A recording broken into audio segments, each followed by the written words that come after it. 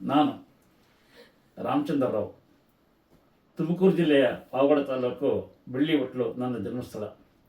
ಹಾಗಾಗಿ ಈ ಚಾನಲ್ಗೆ ಬೆಳ್ಳಿಹೊಟ್ಲು ರಾಮಚಂದ್ರ ರಾವ್ ಎಂದ ಹೆಸರನ್ನು ಇಟ್ಟಿದ್ದೇನೆ.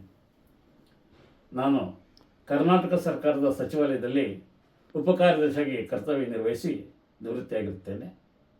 ಪ್ರವೃತ್ತಿಯಲ್ಲಿ ಒಬ್ಬ ಸಾಹಿತ್ಯದ ವಿದ್ಯಾರ್ಥಿಯಾಗಿದ್ದು ಆ ಸಾಹಿತ್ಯಕ್ಕೆ ಸಂಬಂಧಿಸಿದಂತೆ ಅನೇಕ ಕಾದಂಬರಿ, ಗೀತೆಗಳು ಇವುಗಳನ್ನು ರಚಿಸಿದ್ದೇನೆ. ಆಮ್ರಪಾಲಿ, ಗಂಗಾಂತರಂಗ, ದತ್ತಚರಿತ್ರೆ, ಸಾಯನವನ, ಸುಂದರಕಾಂಡ ಮುಂತಾದ ರೂಪಕಗಳಾದರೆ, ಚಿತ್ರದುರ್ಗದ ಇತಿಹಾಸದ ಹಿನ್ನೆಲೆಯಲ್ಲಿ ಶ್ರೀಚಕ್ರಕ್ಕೆ ಸಂಬಂಧಿಸಿದಂತೆ ಶ್ರೀ, ನಾಗಶ್ರೀ, ವಿಜಯಶ್ರೀ ಎಂಬ ಕಾದಂಬರಿಯನ್ನು ಬರೆದಿದ್ದೇನೆ. ಕರ್ನಾಟಕ, ಆಂಧ್ರದಾದ್ಯಂತ ಪ್ರಸ್ತುತಗೊಂಡ ಸಾಯನವನ ಗೀತರೂಪದಲ್ಲಿ 8 ಹಾಡುಗಳಿವೆ. ಆ 8 ಹಾಡುಗಳಲ್ಲಿ ಒಂದು ಹಾಡಿನೊಂದಿಗೆ ಈ ನನ್ನ ಚಾನಲನ್ನು ಪ್ರಾರಂಭಿಸ್ತಾ ಇದ್ದೀನಿ.